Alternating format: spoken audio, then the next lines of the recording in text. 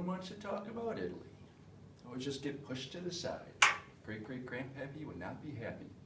Then everyone eats pizza. Wouldn't eat pizza if it weren't for Italy. People should just stop eating pizza if they don't talk about Italy during World War II. What are you so upset about? Isn't Plot German? Tell that to my great-great-grandpappy.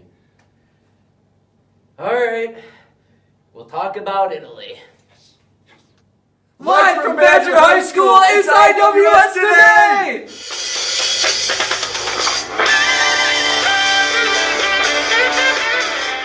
It's IWS Today!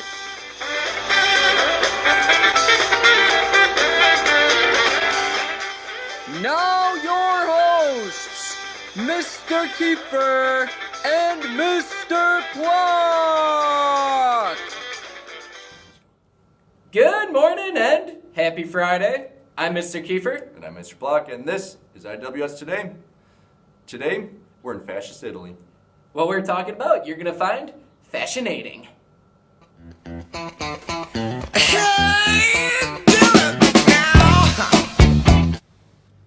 All week long, we've been talking about the policy of appeasement and how the British continued to give in to Hitler to avoid going to war with him.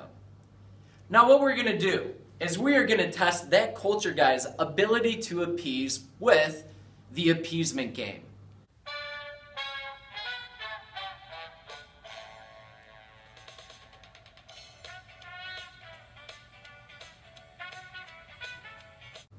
You need to decide whether or not that culture guy is appeasing or not.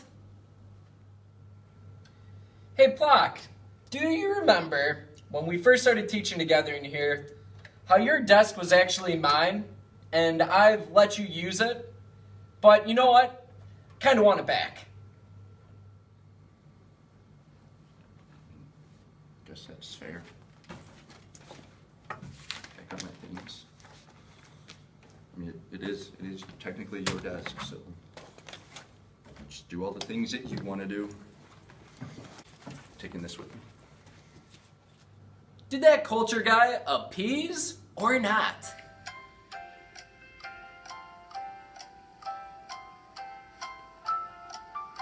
For this first one, Mr. Plack did in fact appease. This was just like when Hitler took the Rhineland. After World War I, the Rhineland was taken from Germany. However, it had always originally belonged to them. So when Hitler went to take it back, the British thought it was fair for him to do so. You know, Plock, I'm a history teacher. Kraus is a history teacher. I really don't think he'd mind if I just took his room. I mean, you're both history teachers, so it makes sense. Makes sense. Did that culture guy appease or not?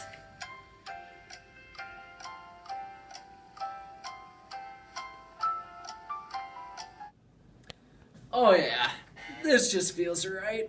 Krause's room is the best. For this one, if you thought Mr. Plock appeased, yet again you were correct. This was just like when Hitler did the Anschluss and added Austria onto his German Third Reich. See, Plock, these chairs are the same chairs that I have in my room. So I feel that I should be able to take these chairs from Miss Gallage because all these same chairs, they need to be together. Yeah, for like a family. Yeah. They should be together. Yeah. But you promise it's just going to be the chairs, right? You're not going to take the tables. Oh, no, I promise. Chairs only. Nothing else. Nothing else. Perfect. You have my word. Do it. Go for it. Did that culture guy appease or not?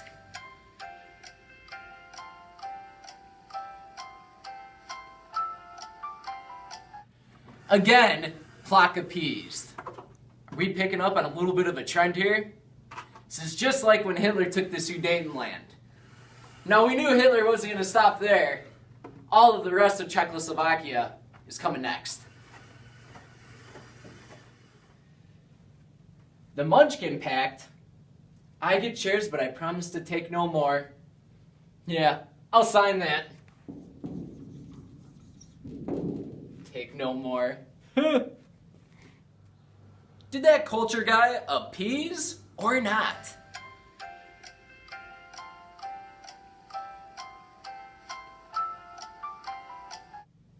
Yet again, Plok appeased. Now, Hitler didn't sign the Munchkin Pact, but along with Great Britain, he did sign the Munich Pact, where he was guaranteed to get to Sudetenland, but he had to promise that he would take no more. As we know, Hitler's not going to keep that promise.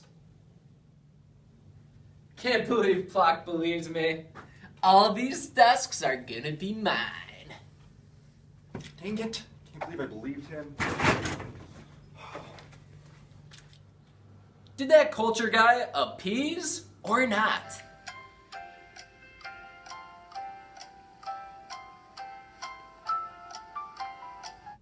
Oh yeah, Plok appeased. Just like Hitler, taken the rest of Czechoslovakia after promising that he only wanted the Sudetenland. Hey, Miss Nichols, it's Mr. Kiefer. Got a proposal for you. Even though you teach reading and I teach history, how about we agree to split Sternberg's room?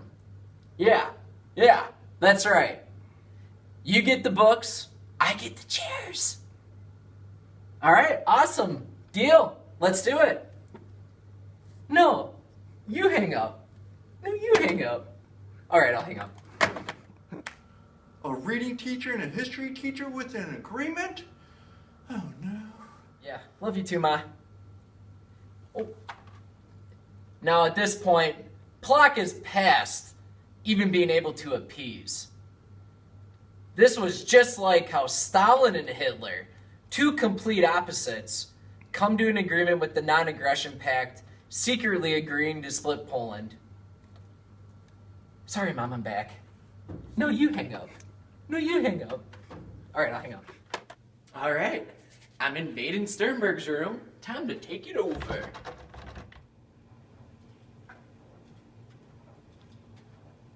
That's it! I declare war! No, you hang up. No, you... Oh, phone's over here. After Hitler invaded Poland, the policy of appeasement was out the window, and all that Britain and France could do at that point was finally declare war, and World War II begins.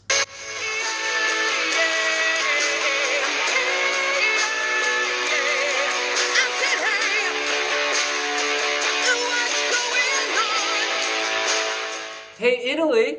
What's going on? We're finally talking about Italy. All right. Ciao? Ciao. Ciao. Behind us, we have the Italian flag, which is green, white, and red. Hey, isn't that the colors they use for the first pizza? Green for the basil, white for mozzarella, and red for tomato. Hello, Bethel.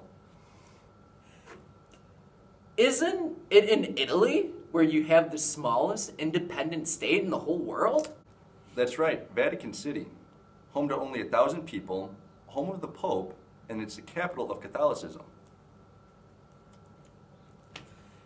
Italy is also home to the ancient Roman Colosseum. Oh yeah, the spot where gladiators used to fight. Are you not entertained? Calm down, Kiefer. The movie was like 20 years ago. He's still just obsessed with it, so not. But it's still really good. It Russell is, Crowe. It is really good.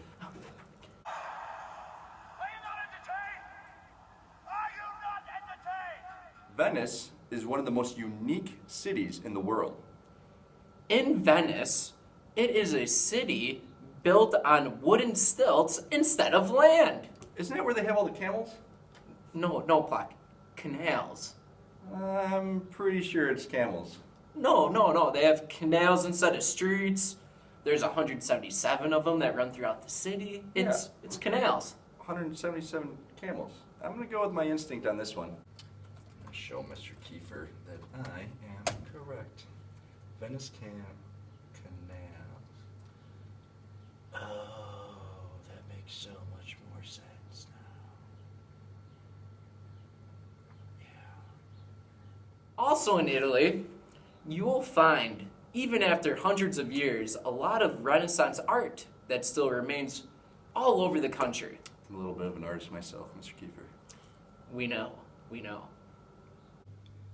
There's that culture guy right now. They're working on another one of his priceless masterpieces, recreating the School of Athens. Stick figures at school. Now let's see what's going on with that culture guy.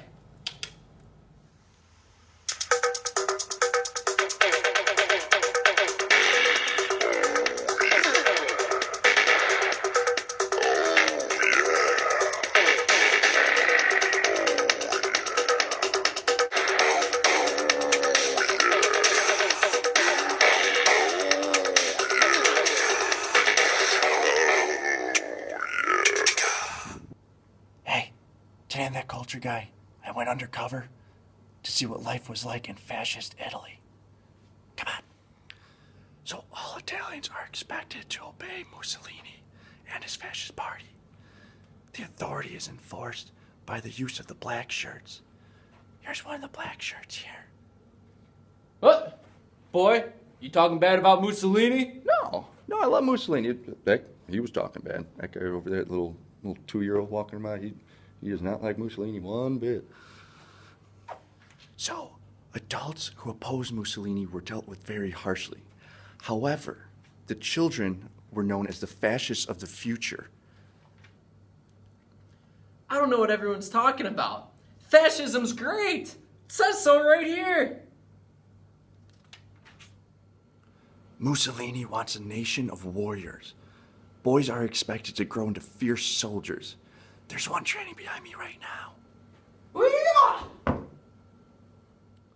Girls were expected to be good mothers who would provide Italy with a population that a great power was expected to have. Kids, time for dinner. What are you making? A bun in the oven. Children were taught in schools that Mussolini was the only man that could lead Italy back to greatness. I got to sneak into one of the schools to see. Now class, listen up. Mussolini is the man. He's the bomb, the boss, the bee's knees. Homework for tonight. You're reading pages 1 to 927 to learn about Mussolini's greatness in the first 6 months of his life. That's a lot of reading. Children were taught to obey those in charge. Hey, mister, who are you? Kids these days.